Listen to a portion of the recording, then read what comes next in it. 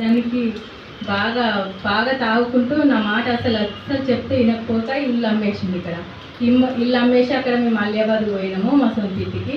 అయితే అక్కడికి పోయినాక ఏమైందో ఏమో నాకైతే అసలు ఏమి తెలియదు. ఆ టెన్షన్ అనుకో లక్షలు పెట్టి 12 లక్షలకి అంత పెద్ద ఇల్లు అమ్మేసుకున్నారు అన్న టెన్షన్కి 2 పిల్లలు ఉన్నారు కదా, నా పిల్లలు ఏమైపోతారో ఏందన్న టెన్షన్కి నాకైతే ఏమి మా ఆయనకి చెప్పినా మా వాళ్ళకి ఎవ్వరికి చెప్పినా నా మాట ఎవరు ఇంటలేరు. ఏం చేయాలో నాకు అసలు అప్పుడు దేవుడు కూడా తెలియదు అనమాట.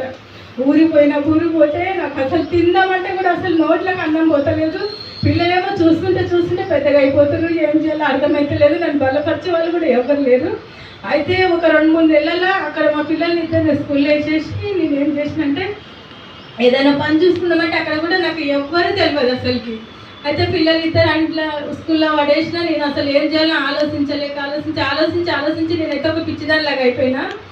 ఎంత లావు ఎత్తిపోయానంటే నా కడుపులోనైతే మనకి 9 నెలలు మన ఒక కడుపులో పిల్ల 9 నెలల తర్వాత ఎట్లా తిరుగుతుందో అట్లా తిరిగింది నాకు.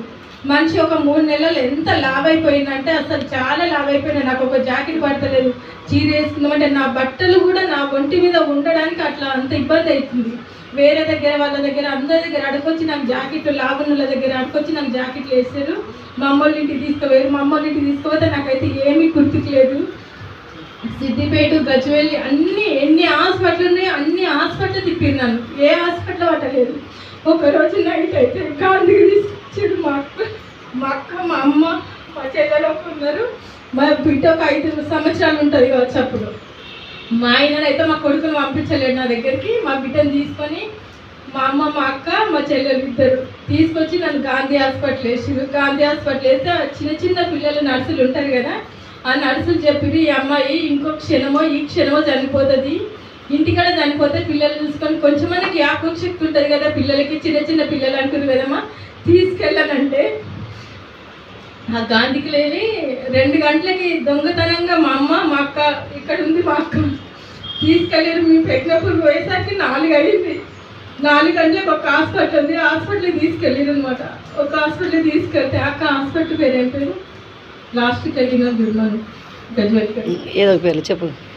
హాస్పిటల్కి వెళ్తే హాస్పిటల్ అయినా కూడా నన్ను అసలు పట్టుకుంటలేరు. చనిపోతుందమ్మా, ఈ అమ్మకి నరాలన్నీ తెగిపోతున్నాయి, అరుస్తుంది, ఇక్కడికి వెళ్ళి తీసుకెళ్ళండి అమ్మాయిని ఫస్ట్ అని అంటే ఆయన గల్ల పట్టుకున్నాను. నేను డాక్టర్ గల్ల పట్టుకొని సరే నాది ఒక కొడుకున్నాను నా కొడుకుని చూసుకొని పొద్దున ఇప్పటికి 4-5 అవుతుంది కదా టైము. పొద్దున ఒకవేళ నాకు సాగు రాకుండా నేను చనిపోతా, తెల్లారిదాకా మాత్రం నన్ను బతికించు, నా కొడుకుని చూసుకొని నేను చనిపోతా. పొద్దున మా ఆయన వస్తుంటూ పొద్దున నా కొడుకుని చూసుకొని నేను చనిపోతానని చెప్పి ఆ డాక్టర్ గల్ల పట్టుకుని నేను గట్టిగా ఏడ్చి ఆయన తీసుకోమండమ్మా, నాతో కాదు ఈ అమ్మాయిని తీసుకోమని చెప్పిండు.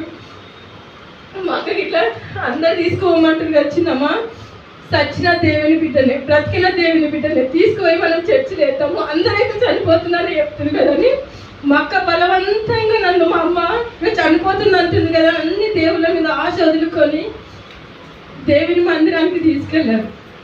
తీసుకెళ్ళినాక ఆ మందిరంలో కూడా నా అరుపులకు కేకలకు అస్సలకి ఆ మందిరంలో కూడా పట్టుకోలేరు. నా కోసం ప్రార్థన చేసి ఉపవాసం ఉన్నారు. కానీ ఆ మందిరంలో కూడా మా పాస్టర్ చాలా భయపడిపోయింది నన్ను చూసి. ఈ పిల్లని ఇంత లావ్ అయిపోయింది, ఈ పిల్లని ఏదైనా హాస్పిటల్ చూపించమంటే మా అమ్మ, మా అక్కకి అమ్మ వస్తే ఏడుకొచ్చి వేరే అంతిపూర్లో ఒక టైటాస్ అన్న ఉంటాడు, ఆ చర్చికి తీసుకెళ్తే ఆ చర్చిలోకి వెళ్ళి అమ్మాయిని గాలికి దిగిపోద్దు అని చెప్పి హాస్పిటల్ కాడికి వెళ్ళి చర్చి కాడికి వెళ్ళి ఇంటి కాడికి వెళ్ళి వచ్చి 3 రోజులకి అన్న రోజు వచ్చి ప్రార్థన చేసుకుంటూ నాకు పేర్లు రాసుకుంటూ అక్కడ నుండి ఇంట్లోకి వెళ్ళి బయటికి వెళ్ళనివ్వలేదు. రోజుకు 3 సార్లు వచ్చి ప్రార్థన చేసిండు. శుక్రవారం, శనివారం, ఆదివారం నా అంతలని చర్చికి నడుచుకుంటూ పోయినా నేను. దేవుడు ఆ రోజు నన్ను కాచి కాపాడకుండా నా పిల్లలైతే ఇప్పుడైతే ఏ స్థితిలో